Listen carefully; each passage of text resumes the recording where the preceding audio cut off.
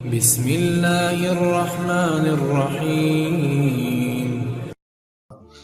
وما ارسلناک الا کافۃ للناس بشیرا ونذیرا۔ یہ حضور اکرم صلی اللہ علیہ وسلم کے نبوت عامہ کا ذکر تھا۔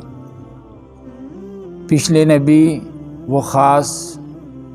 زمانے کے لیے، خاص خطے کے لیے، خاص علاقے کے لیے، طبقے کے لیے وہ نبی بن کر آئے، لیکن حضور اکرم صلی اللہ علیہ وسلم کی جو نبوت ہے وہ کسی رنگ و نسل، زمان اور مکان تک محدود نہیں ہے، بلکہ اب صلی اللہ علیہ وسلم عالمی نبی ہے۔ یا ایھا الناس انی رسول اللہ علیکم جمیعا۔ حضور اکرم صلی اللہ علیہ وسلم قیامت تک کے لیے سب انسانوں اور جنات کی طرف نبی بنا کر مبعوث کیے گئے۔ پھر قیامت کا تذکرہ بھی ہوا۔ اللہ تعالیٰ نے منکرین قیامت کو یہ جواب دیا۔ منکرین قیامت کہتے تھے وَيَقُولُونَ مَتَىٰ هَٰذَا الْوَعْدُ إِن كُنتُمْ صَادِقِينَ، کہ تم قیامت کا جو وعدہ کر رہے ہو یہ کب ہوگا اگر تم سچے ہو۔ تو اللہ رب العزت نے اس کا جواب دیا کہ اس کے لیے ایک دن مقرر ہے، اور جب مقررہ دن آئے گا تو قیامت واقعہ ہو جائے گی، پھر اس میں تقدیم اور تاخیر نہیں ہوگی۔ جس طرح ہر انسان کے موت کا انفرادی موت کا وقت مقرر ہے، اور جب مقررہ وقت آ جائے پھر ایک لمحے کے لیے انسان کو مہلت نہیں ملتی۔ سورہ یاسین کے اندر اللہ نے فرمایا پھر اتنی مہلت بھی نہیں ملتی انسان کو کہ وہ گھر والوں کو وصیت کر سکے۔ فَلَا يَسْتَطِيعُونَ تَوْصِيَةً وَلَا إِلَىٰ أَهْلِهِمْ يَرْجِعُونَ، یعنی اتنی مہلت بھی نہیں ملے گی کوئی یہ کہے کہ مجھے اتنی مہلت دو کہ میں اپنے گھر والوں کو وصیت کر جاؤں، اتنی مہلت بھی نہیں ملے گی۔ اسی طرح پورے عالم کا جو موت ہے، یعنی جسے قیامت کہا جاتا ہے، اس کے لیے بھی ایک دن مقرر ہے، اس کا جو وعدہ ہے اس کے لیے ایک دن مقرر ہے، مقرر وقت پر قیامت آ جائے گی۔ اب ان آیات کریمہ میں اللہ رب العزت نے قرآن کریم کے حقانیت کے ضمن میں قرآن کے جو منکر ہے اللہ تعالیٰ نے ان کا تذکرہ کیا۔ قیامت والے دن، یعنی دنیا میں تو یہ توحید کا انکار کر کے، رسالت کا انکار کر کے، اسی طرح قرآن کا انکار کر کے یہ دندناتے پھرتے ہیں، لیکن ایک وقت آئے گا کہ یہی منکرین جب اللہ کے سامنے کھڑے ہوں گے، اس وقت ان کے اوپر ذلت چھائی ہوئی ہوگی، اور اس وقت یہ جب اپنے اعمال دیکھیں گے تو اس وقت یہ افسوس کریں گے اور ایک دوسرے پر الزام لگائیں گے، ایک دوسرے پر، یعنی تابع اور متبوع، عبادت کرنے والے اور جن کی عبادت کی گئی۔ اسی طرح جو کمزور ہے، طاقتور ہے، وہ ایک دوسرے پر الزام لگائیں گے، ہر ایک اپنے آپ کو بری کرنے کی کوشش کرے گا۔ یعنی جو کمزور ہیں، جنہوں نے دنیا میں دوسروں کی اتباع کی ہے، وہ کہیں گے کہ اللہ ان بڑوں نے ہمیں گمراہ کیا، ہم ان کے ہاں میں ہاں ملاتے تھے، انہوں نے ہمیں راہ راست ہٹا دیا تھا۔ اور اسی طرح جو طاقتور ہوں گے وہ کہیں گے، جو بڑے ہوں گے وہ کہیں گے کہ ہم نے تمہارے اوپر کوئی زبردستی نہیں کی، ہم نے تمہارے اوپر کوئی زبردستی نہیں کی، بلکہ تم خود ہمارے پیچھے چلنے والے تھے، لہٰذا ہمارے اوپر الزام نہ لگاؤ۔ اور یہ انسان کا مزاج ہے، اگر اس سے کوئی کام بگڑ جائے تو وہ دوسرے کے اوپر الزام لگاتا ہے۔ یہ انسان کا مزاج ہے، اگر اس سے کوئی کام بگڑ جائے تو وہ کس پر الزام لگاتا ہے؟ دوسروں پر الزام لگاتا ہے۔ اور اگر کوئی کام سنور جائے، بن جائے، تو اس کا سہرا اپنے سر پر باندھتا ہے۔ تو قیامت والے دن مجرمین ایک دوسرے پر الزام لگائیں گے، اپنے آپ کو بری کرنے کی کوشش کریں گے، تابع بھی اور متبوع بھی۔ یعنی تابع اور متبوع سے مراد یہ ہیں کہ وہ عابد، عبادت کرنے والے کہ جنہوں نے معبودان باطلہ کی پرستش کی۔ اللہ یہ معبود برحق ہے، اللہ کے علاوہ دنیا میں لوگوں نے جن کو اپنا معبود بنا رکھا ہے، چاہے وہ انبیاء ہو، چاہے اولیاء ہو، چاہے وہ فرشتے ہو، کوئی بھی ہو، اللہ کے علاوہ باقی سب معبودان باطلہ ہے۔ تو جو ان کی پرستش کرنے والے تھے تو وہ کہیں گے، یعنی عابد کہیں گے کہ انہوں نے ہمیں گمراہ کیا، اور وہ آگے سے کہیں گے کہ ہم نے تمہارے اوپر کوئی زبردستی نہیں کی، بلکہ تم خود ہمارے پیچھے چلنے والے تھے۔ اور وہ کہیں گے کہ دیکھو اللہ تعالیٰ نے تمہیں عقل دی تھی، کان دیے، آنکھیں دی تھی، عقل دیا تھا، تم نے اس سے کام کیوں نہیں لیا، ہمارے پیچھے کیوں چلے؟ اور یہی بات شیطان بھی کہے گا کہ جب لوگ ان کو کہیں گے، ان کے اوپر الزام لگائیں گے کہ دیکھو تمہاری وجہ سے ہم یہاں پہنچے ہیں،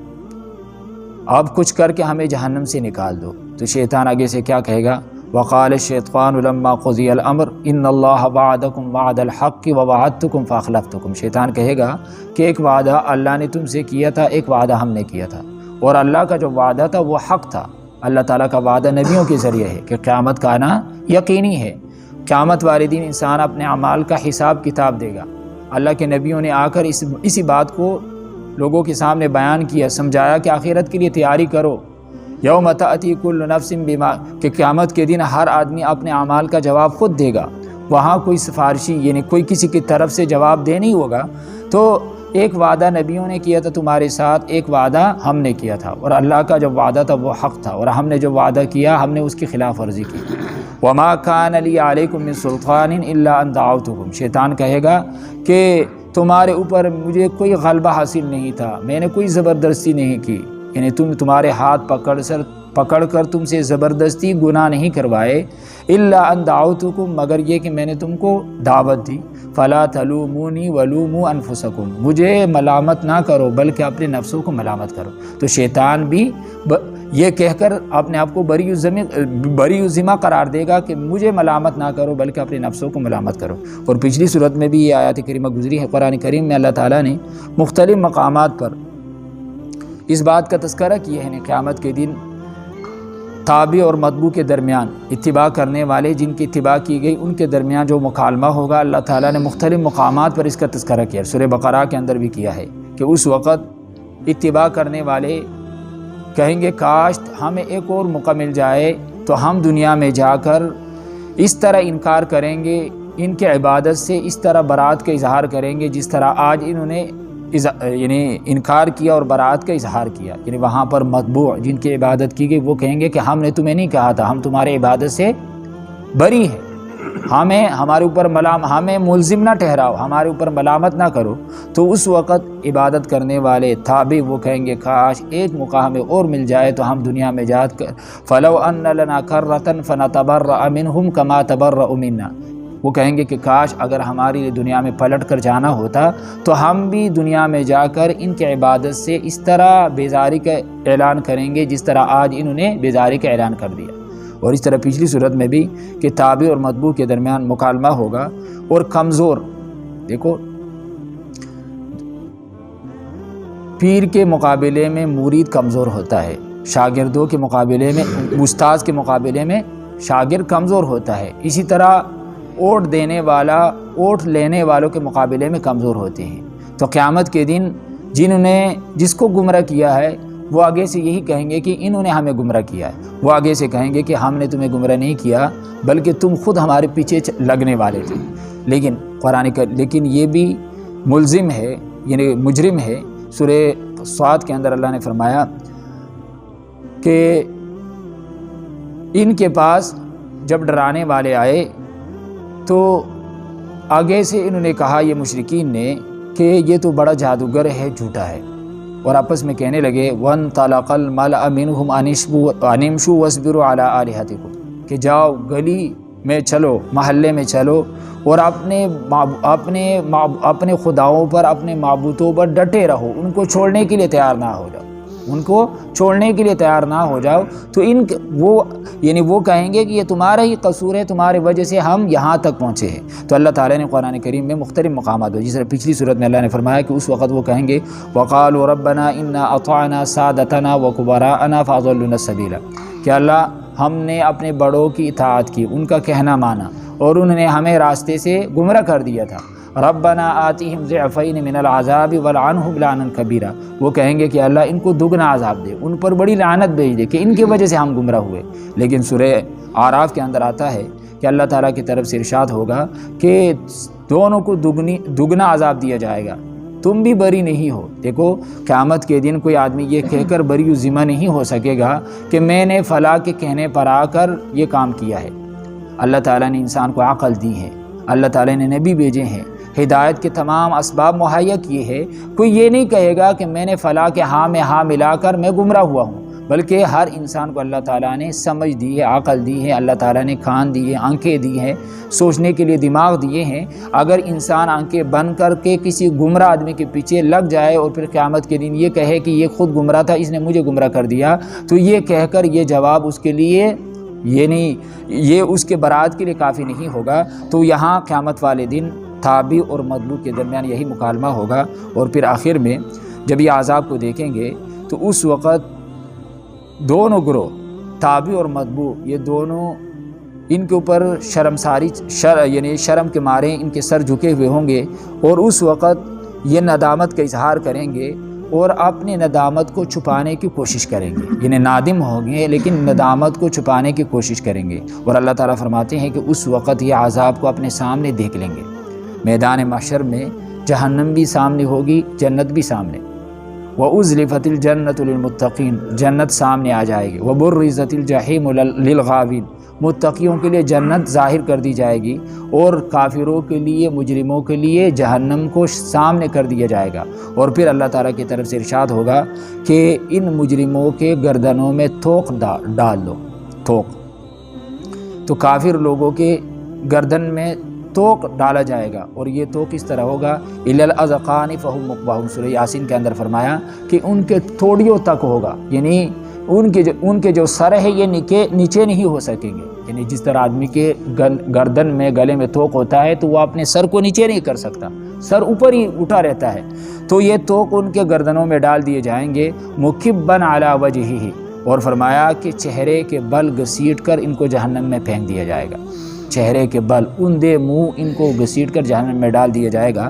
توق یہ ان کی ذلت کی علامت ہے، ورنہ قرآن کریم میں احادیث مبارکہ کے اندر آتا ہے کہ گلے میں توق ہوگا، ہاتھوں میں پاؤں میں ہتھکڑی ہوگی، اور فرشتوں کو حکم ہوگا کہ ان کو پکڑو، خذوہ فغلوہ ثم الجحیم صلوا، ان کو پکڑو اور ان کے گردنوں میں توق ڈالو، ان کو زنجیر میں جکڑ دو اور پھر ان کو لے کر جہنم میں پھینک دو۔ تو میرے محترم دوستو، اللہ تعالیٰ نے مشرکین کا، منکرین قیامت کا، منکرین رسالت کا، اور اسی طرح منکرین قرآن جو قرآن کا انکار کرتے تھے، اللہ تعالیٰ نے ان کا انجام بیان کیا کہ آج تو یہ دندناتے پھرتے ہیں اور تمسخر اڑاتے ہیں، لیکن جب یہ مجرم اللہ کے سامنے کھڑے ہوں گے، وَلَوْ تَرَىٰ إِذِ الْمُجْرِمُونَ نَاكِسُوا، اللہ تعالیٰ نے سورۃ السجدہ میں فرمایا کہ آپ اس حالت کو دیکھیں جب یہ مجرم سر جھکائے ہوئے ہوں گے اپنے رب کے سامنے، اور اس وقت یہ کہیں گے ربنا ابصرنا وسمعنا فرجعنا نعمل صالحا انا موقنون، کہ اللہ ہم نے دیکھ لیا، ہم نے سن لیا، ہمیں یقین آ گیا، ہمیں دنیا میں بھیج دے، ہم نیک اعمال کریں گے، لیکن پھر دنیا میں دوبارہ آنے کی اجازت نہیں ہوگی۔ تو اللہ تعالیٰ نے ان کے انجام کو بیان کیا، اور اس سے یہ بات بھی معلوم ہوئی کہ اگر کوئی آدمی آنکھیں بند کر کے کسی کے پیچھے چلتا ہے تو قیامت کے دن وہ یہ کہہ کر بری و ذمہ نہیں ہوگا۔ یہی بات شیطان بھی کہے گا، لیکن شیطان یہی کہے گا کہ میں نے زبردستی، اور حقیقت بھی یہی ہے، شیطان تو صرف وسوسہ ڈالتا ہے دل کے اندر، پھر انسان اپنے اختیار سے گناہ کرتا ہے۔ شیطان کسی کا ہاتھ تو نہیں پکڑتا، وہ تو دل کے اندر اور گناہوں کو مزین کر کے سامنے رکھتا ہے۔ وقال الذین کفروا اور کہا ان لوگوں نے جنہوں نے کفر کیا، لن نؤمن بہذا القرآن ہم ہرگز ایمان نہیں لائیں گے اس قرآن پر، ولا بالذی بین یدی اور نہ ان کتابوں پر جو ان سے پہلے آئی ہے۔ کفار میں سے، مشرکین میں سے ایک گروہ ایسا تھا جو کسی آسمانی کتاب کو ماننے کے لیے تیار نہیں تھا، اور اس کی وجہ بھی اللہ تعالیٰ نے بیان کی، کیونکہ موجودہ یعنی قرآن کریم ہو یا کوئی بھی آسمانی کتاب ہو، اس کے اندر اللہ تعالیٰ نے جو پروگرام بیان کیا وہ ان کے خود ساختہ رسم و رواج کے ساتھ مطابقت نہیں رکھتا تھا، اور وہ اپنے رسم و رواج، خود ساختہ رسم و رواج کو چھوڑنے کے لیے تیار نہیں تھے۔ تو انہوں نے آگے سے کیا کیا کہ قرآن کریم کا سرے سے انکار کر دیا، یا تو قرآن کریم کے متعلق شکوک و شبہات کا اظہار کرتے تھے، شک و شبہ کا اظہار کرتے تھے، یا پھر سرے سے انکار کرتے تھے، اور وہ اپنے آزادی کے راہ میں کسی پابندی کو قبول کرنے کے لیے تیار نہیں تھے۔ جس طرح اس آیات کی تفسیر میں امام بغوی رحمۃ اللہ علیہ نے لکھا ہے کہ مشرکین مکہ نے اہل کتاب سے حضور اکرم صلی اللہ علیہ وسلم کے بارے میں پوچھا کہ یہ نبوت کا دعویٰ کرتا ہے، یہ واقعی نبی ہے، تم اہل علم ہو، تمہارے پاس آسمانی کتاب ہے۔ تو اہل کتاب نے ان کو بتایا کہ ان کے اوصاف ہمارے کتابوں کے اندر موجود ہے۔ حضور اکرم صلی اللہ علیہ وسلم کے اوصاف، آپ کی پیشن گوئیاں یہ پچھلی کتابوں کے اندر موجود تھی، تو انہوں نے بتایا کہ وہ ان کے اوصاف ہمارے کتابوں کے اندر موجود ہے۔ تو مشرکین نے آگے سے کہا، جس کو اللہ تعالیٰ نے یہاں نقل کیا، وقال الذین کفروا ہم ہرگز اس قرآن پر بھی ایمان نہیں لائیں گے اور پچھلی کتابوں پر بھی ایمان نہیں لائیں گے، یعنی پچھلی کتابوں میں تورات ہے، زبور ہے، انجیل ہے۔ تو وہ کہنے لگے، یعنی جب اہل کتاب نے یہی کہا کہ اس نبی کے اوصاف، ان کی نشانیاں ہمارے کتابوں میں موجود ہے، تو وہ آگے سے سے کہنے لگے کہ یہ نبی جو کتاب لے کر آئے ہیں اس کو بھی ہم نہیں مانتے، اور جو پہلی کتابیں نازل ہوئی تورات، زبور، انجیل، اس کو بھی ہم ماننے کے لیے تیار نہیں ہیں، اس پر بھی ہم ایمان نہیں لاتے۔ ولا بالذی بین یدی، اس سے مراد پچھلی کتابیں بھی ہیں، اور اس سے مراد ولا بالذی بین یدی، اس سے مراد قیامت بھی ہے، آخرت بھی ہے، کہ ہم نہ اس قرآن پر ایمان لاتے ہیں، نہ قیامت کے دن پر، نہ قیامت کے دن پر ایمان لانے کے لیے تیار ہے۔ اور جس طرح میں نے عرض کیا کہ قرآن کریم یا جو آسمانی کتابیں ہیں ان کے اندر اللہ تعالیٰ نے جو پروگرام پیش کیا ہے وہ پروگرام ان کے خود ساختہ رسم و رواج کے ساتھ مطابقت نہیں رکھتا تھا۔ ظاہر ہے کہ قرآن کریم یہ ہر آدمی کے عقیدے پر، عمل پر، اخلاق پر پابندی عائد کرتا ہے۔ قرآن کریم حلال اور حرام کے درمیان امتیاز پیدا کرتا ہے۔ قرآن ظلم سے منع کرتا ہے۔ قرآن جو ہے وہ ملکی اور یعنی قومی اور ملکی رسم و رواج کا خاتمہ کرتا ہے، اور یہی چیز اسی چیز کو وہ قبول کرنے کے لیے تیار نہیں تھے۔ وہ تو مادر پدر آزادی چاہتے تھے کہ ہر طرح کی آزادی ہو۔ یہ دیکھو جو انگریز ہے یہ قرآن کریم کی مخالفت میں ہمیشہ پیش رہا ہے۔ کیوں؟ زنا، فحاشی، گندی ذہنیت، کفر اور شرک یہ چھوڑنے کے لیے تیار نہیں تھے، اور ان بدبختوں میں سے بعض نے اسمبلی میں کھڑے ہو کر یہ کہا تھا کہ جب تک یہ قرآن کریم موجود ہوگا دنیا متمدن نہیں بن سکتی۔ حالانکہ جب تک قرآن کریم کے قوانین پر عمل نہیں کیا جائے گا اس وقت دنیا میں امن قائم نہیں ہو سکتا۔ امن تب قائم ہوگا جب قرآن کریم پر عمل کیا جائے گا۔ لیکن یہ کہتے ہیں کہ جب تک یہ قرآن ہوگا تو دنیا متمدن، کیونکہ قرآن کریم تین چیزوں کی تردید کرتا ہے: فحاشی، بدکاری، زنا، لواطت، اسی طرح گندی ذہنیت، فکر، ان کفر اور شرک، اس کی تو قرآن تردید کرتا ہے۔ اور قرآن کریم کا جو پاکیزہ پروگرام ہے ہم جمعے کے خطبے میں سنتے ہیں: ان اللہ یأمر بالعدل والاحسان وایتاء ذی القربى وینہی عن الفحشاء والمنکر والبغی، کہ قرآن کریم یہ تو حکم کرتا ہے کس چیز کا؟ عدل، انصاف کا، قرابت داروں کے ساتھ اچھے سلوک کرنے کا، ظلم سے اور ان چیزوں سے تو قرآن کریم منع کرتا ہے۔ تو ان کی وجہ تو یہ مشرکین کہنے لگے کہ ہم ہرگز اس قرآن پر ایمان نہیں لائیں گے اور پچھلی کتابوں پر بھی۔ آگے اللہ تعالیٰ نے اس کا انجام بیان کیا کہ اس وقت تو یہ انکار کر رہے ہیں، دندناتے پھرتے ہیں، تمسخر و مذاق اڑاتے ہیں۔ وَلَوْ تَرَىٰ، اگر آپ دیکھیں، اِذِ الظَّالِمُونَ، کہ جب یہ ظالم، گناہگار، مجرم، موقوفون عند ربہم، کھڑے کیے جائیں گے عند ربہم، اپنے رب کے پاس۔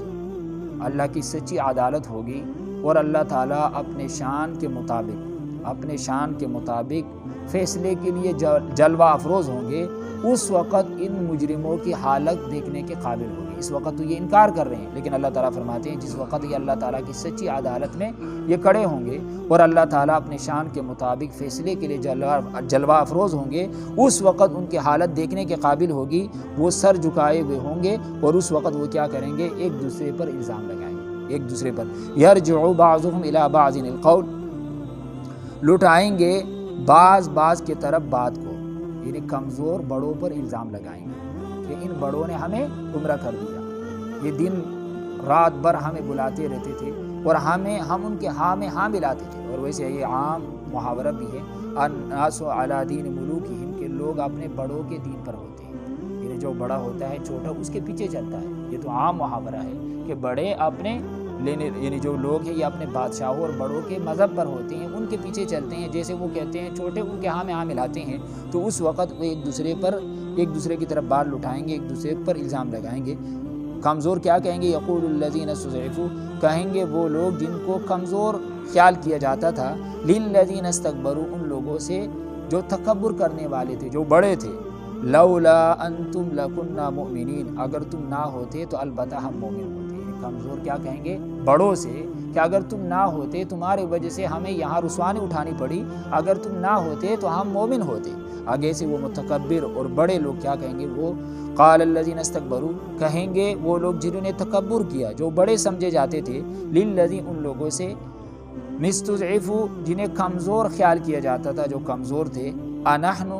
صددناکم، کیا ہم نے روکا تم کو، عن الہدی، ہدایت سے، بعد جاءکم، بعد اس کے کہ تمہارے پاس ہدایت پہنچ چکی تھی۔ وہ آگے سے کہیں گے ہم پر الزام نہ لگاؤ، بلکہ تمہارے پاس جب ہدایت آ چکی تھی تو ہم نے زبردستی تمہیں روکا تھا، تمہیں اللہ تعالیٰ نے عقل نہیں دی تھی، تم نے عقل سے کیوں کام نہیں لیا، ہمارے ہاں میں ہاں ملا کر ہمارے پیچھے کیوں لگ گئے؟ اور یہی بات شیطان بھی کہے گا، جس طرح میں نے عرض کیا۔ بل کنتم مجرمین، بلکہ تم خود مجرم ہو۔ یعنی کمزور بڑوں پر الزام لگائیں گے، بڑے کہیں گے کہ ہم نے زبردستی نہیں کی، تم کیوں ہمارے پیچھے چلے؟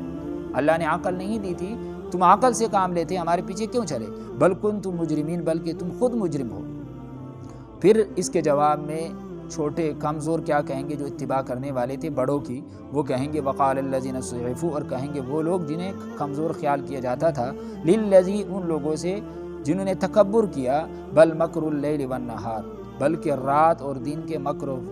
و فریب میں تم ہمیں گمراہ کرتے رہے، بل مکر اللیل والنہار، رات اور دن کے مکر و فریب میں تم ہمیں گمراہ کرتے رہے، استأمروننا، جب تم ہمیں حکم دیتے تھے ہم آ جاتے تھے، جس طرح بڑے ہوتے ہیں، اگر کوئی جلسہ ہو، کوئی میٹنگ ہو، وہ چھوٹوں کو کہتے آ جاؤ، وہ فوراً حاضر ہو جاتے ہیں، اور اگر وہ بیچارے نہیں آتے تو ان کو معاشرے میں ذلیل کیا جاتا ہے، تو وہ آگے سے کہیں گے کہ ظالمو، تم ہی نے ہمیں گمراہ کر دیا۔ جس طرح میں نے سورۃ الصاد کی آیت نقل کی کہ جب حضور اکرم صلی اللہ علیہ وسلم ان کے سامنے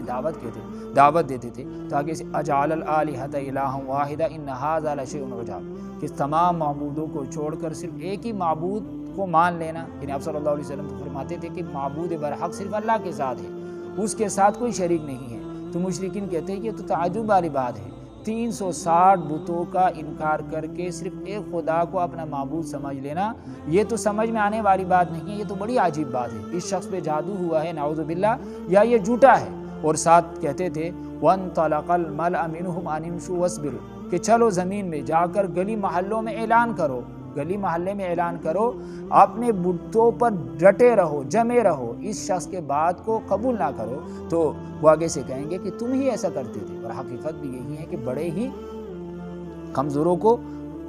گمراہ کرنے کی کوشش کرتے ہیں، تو اس وقت وہ کہیں گے استأمروننا، جب تم ہمیں حکم دیتے تھے، ان نکفر، کہ ہم انکار کریں، باللہ، اللہ کا، ونجعل لہ، اور ہم بنائے اس کے لیے، اندادا، شریک، ان کے ساتھ شریک کرے، ان کے لیے ان کے ساتھ کسی اور کو برابر کر دے، وَأَسَرُّوا النَّدَامَةَ، اور چھپائیں گے ندامت کو، اس وقت اپنی ندامت کو چھپائیں گے، بڑے بھی چھوٹے بھی، کمزور بھی اور متکبر بھی، لما رأوا العذاب، جس وقت وہ عذاب کو دیکھیں گے، اور میدان محشر میں جنت بھی سامنے ہوگی، نظر آئے گی، وَأُزْلِفَتِ الْجَنَّةُ لِلْمُتَّقِينَ، جنت قریب کر دی جائے گی پرہیزگاروں کے لیے، وَبُرِّزَتِ الْجَحِيمُ لِلْغَاوِينَ، اور جہنم بھی سامنے کر دی جائے گی ان کے لیے جو گناہگار ہوں گے، وَجَعَلْنَا الْأَغْلَالَ، اور ہم ڈال دیں گے توق، فی اعناق الذین کفروا، جنہوں نے کفر کیا ان کے گردنوں میں، یہ ان کی ذلت کی نشانی ہو۔ اور حدیث کے اندر آتا ہے جو آدمی اپنے گردن میں توق دیکھے تو یہ یعنی خواب کے اندر وہ گردن کے اندر توق دیکھے تو فرمایا کہ یہ اچھا خواب نہیں ہے، یہ اس کے لیے ذلت کی علامت ہے، ذلت کی علامت ہے توق۔ لیکن آج میرے محترم دوستو، کتنے لوگ ایسے ہیں جنہوں نے کفر اور شرک اور بدعت کے یعنی جو توق ہے وہ پہنے ہوئے ہیں، اس سے نکلنے کے لیے تیار نہیں ہے، ان سے نکلنے کے لیے تیار نہیں ہے، قیامت کے دن یہ انسان کے لیے ذلت کا سبب بنے گا۔ یہ توق ہے نا ہمارے لیے، یہ رسم و رواج، ہم اس سے نکل نہیں سکتے۔ کہتے ہیں اگر ہم نے یہ رسم نہیں کیا تو رشتہ دار کیا کہیں گے، کبھی ہم نے یہ کہا ہے کہ اگر ہم یہ کریں گے تو اللہ اور اس کے رسول کیا کہیں گے ہمیں، وہ کہیں ناراض نہیں ہو جائیں گے، تو یہ ہمارے لیے توق بنے۔ توق کا مطلب کیا ہوتا ہے؟ ذرا میں جب گردن میں ڈال دیتے ہیں نا تو پھر وہ سر نیچے بھی نہیں کر سکتا، اس کی جو گردن ہے یہ ٹھوڑی ہے اس طرح رہتی ہے، وہ آگے پیچھے دیکھ نہیں سکتا، اس میں جکڑا ہوا ہوتا ہے۔ اسی طرح آج ہم رسم و رواج کے توق میں جکڑے ہوئے ہیں، اس سے نکلنے کے لیے تیار نہیں ہیں، اور یہی چیز قیامت کے دن ہمارے لیے ذلت کا سبب بنے گی۔ اور اسی طرح حدیث کے اندر آتا ہے جو آدمی اپنے ہاتھوں میں پاؤں میں بیڑی دیکھے، ہتھ کڑی، تو یہ اس کے لیے یہ اچھا خواب ہے، یہ ہے دین کے اوپر پختگی کی علامت، دین کے اوپر پختگی کی علامت ہے اگر وہ خواب کے اندر یہ چیزیں دیکھے۔ تو فرمایا کہ ہم ڈال دیں گے ان کے گردنوں میں، یعنی جو کافر ہے، توق، هل یجزون الا ما كانوا يعملون، نہیں بدلہ دیا جائے گا مگر ما كانوا يعملون، جو کچھ وہ کرتے تھے، نہیں بدلہ دیا جائے، یہ بدلہ نہیں پاتے، ان کو بدلہ نہیں دیا جائے گا، الا ما كانوا يعملون، مگر اس عمل کا جو وہ کیا کرتے ہیں۔ اللہ تعالیٰ ہمیں عمل کرنے کی توفیق عطا فرمائے۔ الحمدللہ رب العالمین والعاقبۃ والصلاة والسلام على سید الانبیاء والمرسلین۔ ربنا ظلمنا انفسنا وان لم تغفر لنا وترحمنا لنكونن من الخاسرین۔ ربنا آتنا فی الدنیا حسنہ وفی الآخرۃ حسنہ وقنا عذاب النار۔ یا رحم الراحمین، یا اللہ ہمارے صغیرہ کبیرہ گناہوں کو معاف فرما، یا اللہ ہر قسم کے شرور سے حفاظت فرما، نفس اور شیطان کے مکر و فریب سے حفاظت فرما، قرآن پڑھنے، سمجھنے، اس پر عمل کرنے کی توفیق عطا فرما۔ یا اللہ ہم سے راضی ہو جا۔ یا اللہ جو مسلمان دنیا سے جا چکے ہیں ان کی مغفرت فرما، ان کے قبروں کو اپنے نور سے منور فرما۔ یا اللہ قرآن پڑھنے، سمجھنے، اس پر عمل کرنے کی توفیق عطا فرما۔ یا اللہ فکر آخرت نصیب فرما۔ یا اللہ خاتمہ بالایمان فرما، موت کے وقت کلمہ نصیب فرما۔ وصلی اللہ تعالی علی خیر خلقہ محمد و آلہ و صحبہ اجمعین برحمتک یا